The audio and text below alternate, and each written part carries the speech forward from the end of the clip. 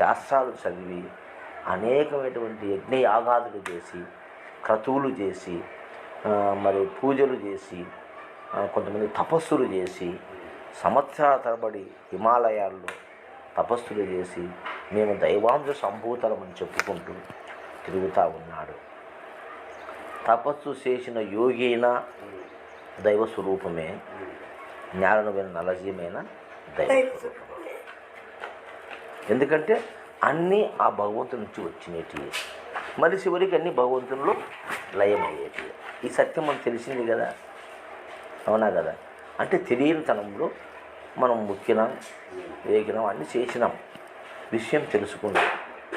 ఇది విషయం. భగవంతుడు అంటే ఇలా ఉంటాడు.